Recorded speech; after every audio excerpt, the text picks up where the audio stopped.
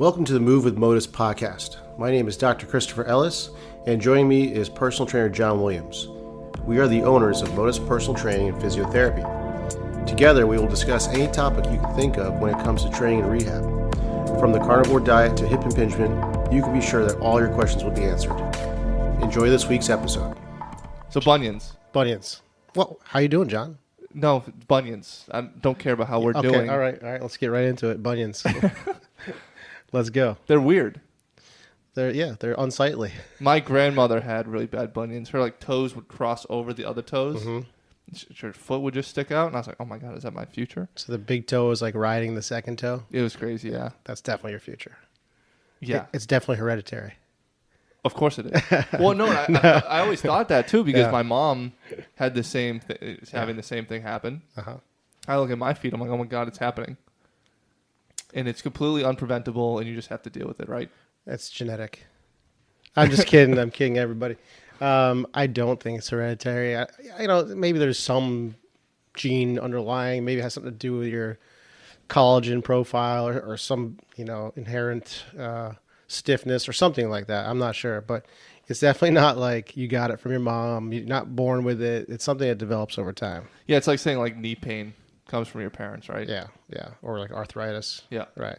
It's not like something you catch. It's just it's gradual onset. Yeah. Yeah. I don't want to transmit my bunion disease. Right. Yeah. Is it contagious? Hopefully not. So you are developing a little bit of a bunion? Yeah, it's starting to happen, and that's a huge reason I started wearing the Vivo barefoots. Mm-hmm. Huge reasons I got toe spacers, and huge reason I just do so much ankle mobility now is because I'm like, I don't want that to happen. That's good. Well, tell me about the shoe wear. Is it helping? Yeah, so definitely a little bit. One of the things it gives you a lot of, first off, because they're so minimalist, it does give you a lot of just awareness of the ground. So your feet move a lot better. When you do exercises, when you run, you're just so much more capable. But even I noticed myself tripping over fewer things. Not to say I was really clumsy before. Yeah. But even when I'm at the gym and I'm queuing up an athlete and I'm moving around and stepping on things, my foot just knows where to be, which is pretty impressive. Yeah. So it's funny because what I learned in PT school is completely opposite of what I actually tell people to do. Yeah. So you're always told as a PT student that you want a nice stable shoe. It's going to give you nice arch support. And the arch support is a hilarious situation. I just totally disagree with that. Yeah. I think you're doing the right thing. Yeah, and I told my mom the same thing. So my mom's got the bunion situation going on. She came in on Wednesday. We went over a whole bunch of stuff. I showed her some mobility stuff, which we'll probably talk about today. And then I was like, stop wearing, literally every pair of shoes you have sucks, and I'm going to buy you a pair of ultra running shoes, but then she's going to want to move into Vivos pretty soon. Yeah. Yeah, I saw a study that's pretty interesting. It was, with runners, a lot of them were trying to buy a cushion shoe to try to reduce the shock, of the ground basically. What they find is the cushier shoe, the harder you land, it's almost like your foot is trying to get feedback from the ground. So they're landing even harder. So it's sort of counterintuitive. Yeah, and it makes perfect sense. I would say long distances. So my general guidance for shoes, obviously a little bit away from the bunion conversation, but talk about running a little bit. General guidance for shoes, you can definitely run in a minimal shoe for 2 to 3 to 4 to 5 miles, especially if you really build your foot strength up and you build your foot calluses up a little bit. And honestly, the running experience is so good. I actually recommend it for a lot of people. But a lot of the times, getting just a zero drop shoe is the best approach, even if it's an ultra with a little bit of cushion, because you're just not going to beat the heck out of your feet when you're trying to run for longer distances. Yeah, I would agree with that statement. So why do you and I think that a zero drop shoe or a shoe like the Vivos are so good compared to traditional? Well, you can just go back to evolution. Yeah. Our feet did not evolve in shoes. That means and if you look at the foot has zero drop, which means the distance between the heel and the forefoot is 0. But in a lot of shoes, it's 8 millimeters is considered a low drop, but that's a lot of drop. Really, it's 12 to 15 millimeters in a lot of shoes, especially a lot of running shoes. The foot did not develop like that. And so pretty much you're sticking yourself in plantar flexion, and we wonder why people have such limited dorsiflexion. Right. It's because you're living in the inverse of that. Yep. Yep, I agree with all that. I mean, you look at like Aboriginal cultures, and they have, well, until the Western world got to them, they have like perfect feet, perfect arches, and then Amazing yeah, ankle mobility. yeah, Can just squat to perfect depth. yep, yep, Well, and that was one of the things I was listening to on the Joe Rogan podcast. Alex Honnold, the guy who free soloed El Cap, he was on there. He went to South America where Angel Falls is. I don't know exactly where that is, but he was living with a lot of these like indigenous people in the wilderness, and their toes would just like splay out and just like grip the ground like little like monkeys. And their feet are just so capable. We kind of wonder, well, can all feet be like that, or is that just native to these native individuals? I would say it's probably not the case. Our feet should definitely be more capable than they are. yeah. I think we're just so far removed from that, So like far. culturally, that's like hard to get there. But I think it is possible. Actually, a kind of a little fun exercise I do with a lot of my patients is I have them, stand barefoot, and then I tell them keep your big toe on the ground and lift all your other toes up. Can you do that? Most people can't do that. And then I can't do it. And then reverse, put all the toes down and lift only the big toe up. It's amazing how few people can actually do that. And if you look at the shin bone and all the muscles that attach there and all of the tendons that go down to the feet, it's just like the hand. It's almost the exact same. Yeah. We just can't do that because we've stuck our feet into shoes and just squeezed them really tight and not allowed them to move. Like imagine if you just spent your whole life wearing like a oven mitt. Imagine how much dexterity you'd have in your fingers. Probably That's not. a pretty good analogy. Yeah, we could call them foot coffins. Exactly. Yeah, so it's so funny because we're so conscious of posture and all stuff, but then when it comes to our feet, we're like, oh, just slap a shoe on there, and just it's almost like an afterthought, Yeah. But that's how we interact with the ground. This should be the thing we like prioritize number one. Yeah, it's the thing that literally, the way you said it, I can't say it any better. And if you also think about posture too, with the big heel drop shoe, the first thing that goes is your pelvis. So you raise up that heel, you drop into anterior pelvic tilt pretty quick. Yep, that's right. So let's talk about, now we've talked about the foot a little bit, some just mechanic stuff in general. Let's talk about how these bunions happen. Okay. So first of all, like there's not a whole lot of like research out there, not that I could find at least, that explains it. And if you Google, and I just did this, if you Google what to do about bunions, even on Harvard's website, they say buy new shoes, get a bag of ice, whirlpools, ultrasound, massage. Those are the recommendations. Ibuprofen, and what does that address? Nothing. Well, maybe it might make you feel better temporarily, but doesn't fix the underlying cause. Right. So what do you think? What's your opinion on what is the underlying cause? I think it's a lot to do with what's happening. Well, I do think it all goes all the way up to the hip, but then things happen down lower, and then it all sort of reverberates and just keeps happening, a continuous cycle. Mm-hmm. I do think tight calves are the piece of it. I mean, a good test to do would be stand just upright, maybe even on one leg, take your knee, collapse it into internal rotation and adduction, and then watch what happens at your toes. What you're going to notice is they'll scrunch together and then point outwards. Yep. So when you go into eversion at that foot, which is what happens when you go into internal adduction at the knee, you're going to go into a little bit of eversion, and then you're just going to watch all the toes scrunch together and then point out. Mm-hmm. Yep. And then that joint, sorry, I'm blanking on the name, that joint that attaches at your big toe, you see that thing sort of pop out a little bit. The MCP joint. Yep, exactly. Yeah. So that's pretty much what I see. I see it's like if you're missing dorsiflexion, it could be tight calves, tight soleus, or it could just be like sort of bony or capsular restriction. If you're missing dorsiflexion, so think of stepping on the gas. That's plantar flexion. The opposite of that is dorsiflexion. And basically, most issues in feet tend to be a lack of dorsiflexion. So what happens is that your foot will start to turn out as you stride. So if you think about your trail leg, right, if you're missing the ability to dorsiflex, you're going to have to turn your foot into eversion. And by the way, eversion and pronation, when it comes to the foot, are basically the same thing. Pronation leads to sort of a flat foot. Yeah. So you'll see a lot of people. Most people will walk with their feet like turned out and just stand with their feet turned out. You learn in PT school that 7 degrees is considered normal. Well, I think of that as normal as in like normative, like that's where we all land. Yeah. But I don't think that's ideal or optimal. I think our feet should be straight, right? Yeah, that's one of the issues that we have to look at with a lot of these different like recommendations with how much joint range of motion you should have. It's not based on what we are probably evolved with or what we truly could have. It's just based on the rest of the population. Yeah. But the rest of the population kind of sucks at stuff. That's like cholesterol numbers, right? The norm is just the norm of what Americans have for cholesterol. Yeah. And the goalposts change every so often based on the value. So the goalposts are moving in a more negative way as people's cholesterol gets worse and worse. Yeah. So it's kind of like the same thing with range of motion. So anyways, so the foot turns out, right? So then the point of where you push off changes. So what should happen is you land on your heel, kind of roll a little bit on the outside of the foot, and then as you're striding through and pushing off your big toe, at one point, all of your weight should be pushing off of your big toe. So big toe is like a big deal. Yeah. What happens if the foot turns out, that point where you push off starts to become the MCP joint, so that knuckle, I guess. And then your body responds to the stimulus by laying down bone. That's just Wolff's Law. That happens anywhere in the body.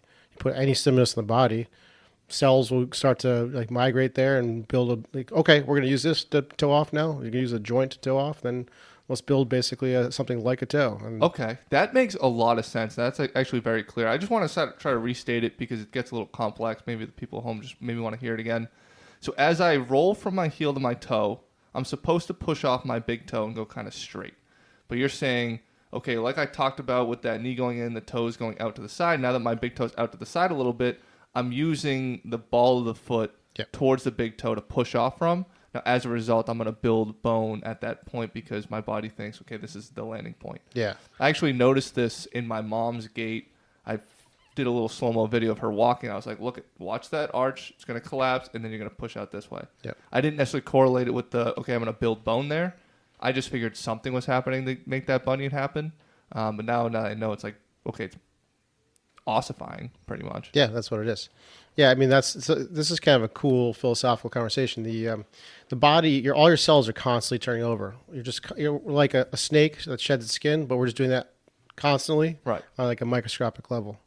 What the new cells coming in respond to is the stimulus you put into it, right? So if you, for example, if you stop using your glute medius, the cells that are making up the muscle start to go away and atrophy. But if you put stimulus into it, it'll grow. It's like, okay, I need this, and I don't need that. Why waste energy building this if I'm not putting stimulus into it? So that's how I see it with this particular thing. If you're pushing off all the time that one spot, it's like, oh, we need this now. So it starts to build there and build. Mm-hmm. Yeah. That's how like bone spurs develop too.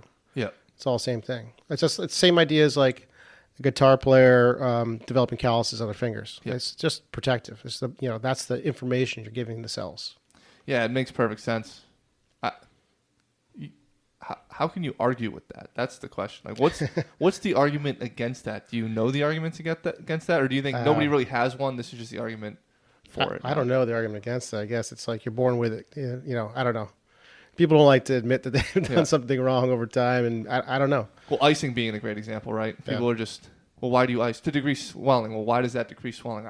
It decreases it. Okay. Yeah, that's basically dogma. Yeah, it turns out that icing doesn't decrease swelling. No, everybody. I think we've said it a few times on this podcast. Yeah. I've made 2 podcasts about it in the past. I've written numerous blogs on it. Stop icing, please. Yeah. For the love of God. I mean, I think if it feels nice, I don't think it's going to harm you, but it's not going to do what you think it's doing. Yeah.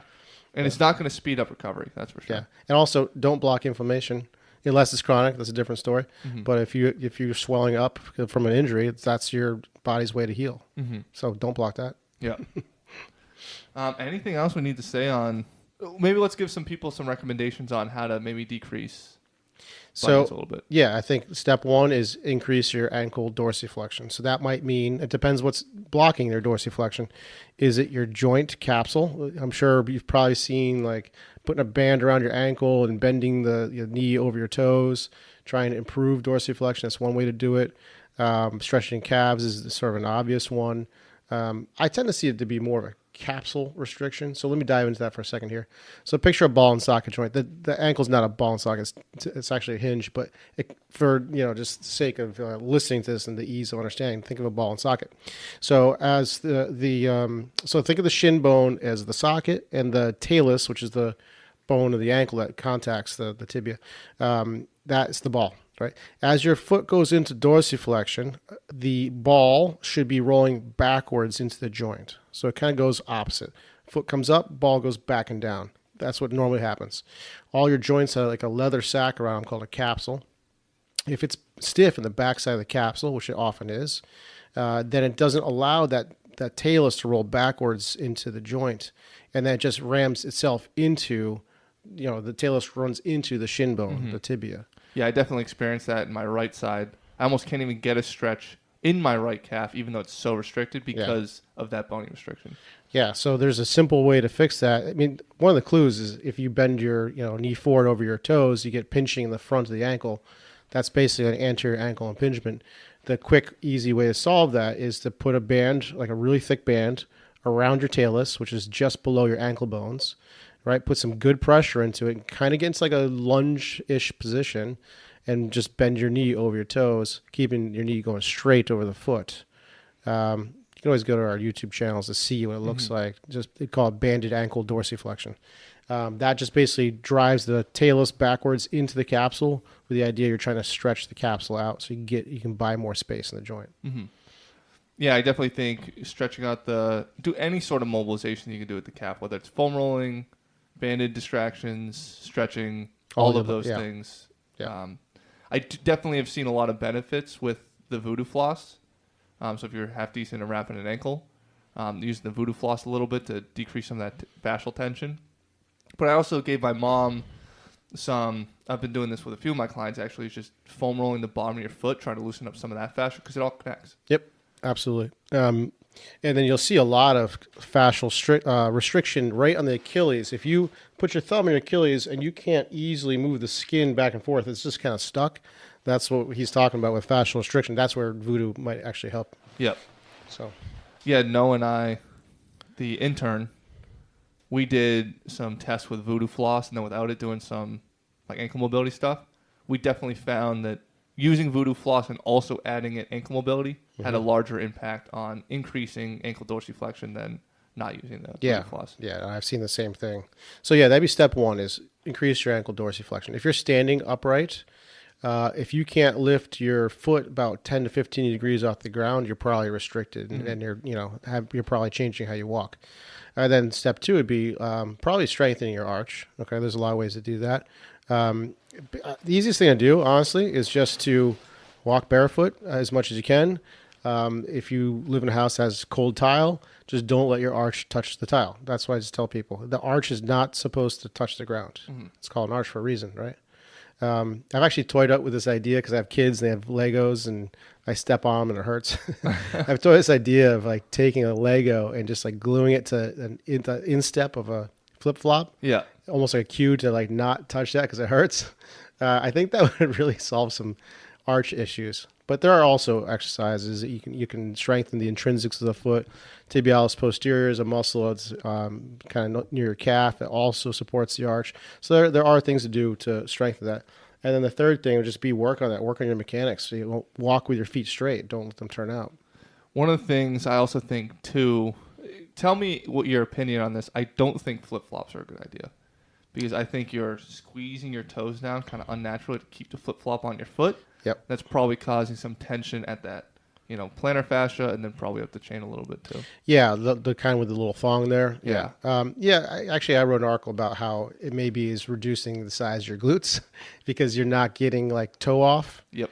Because you have to be able to extend your toe. And if it doesn't extend because it's gripping down, then you're going to limit how much hip extension you're getting. And then you're never going into hip extension that much. And maybe it weakens your glutes. I don't know. I don't think they're horrible. I personally wear them all the time. But I do work on standing on a lacrosse ball, my arch, to ease up the tension. Then I do work on the flexibility of my big toe because there is a muscle called flexor hallucis longus, which does flexion of the big toe that tends to get stiff in a lot of people.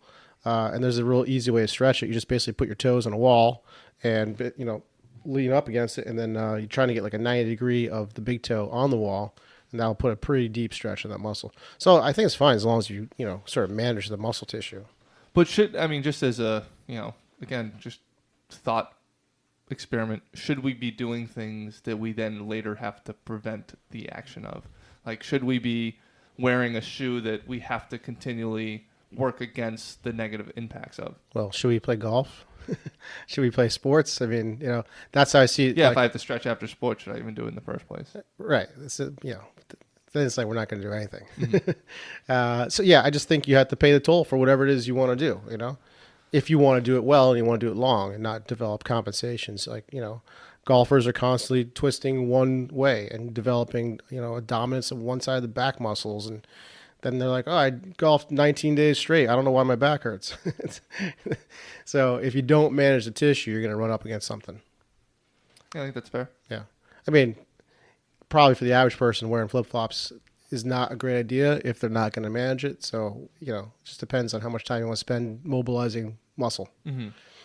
So for me, it's worth it because I live in Florida. Fair enough. Any closing thoughts on the bunion conversation? I definitely thought this was a good one. If you have a bunion, don't take like something like a pad and put it on your bunion inside your shoe. That's just going to put more friction on the bunion and probably make it worse.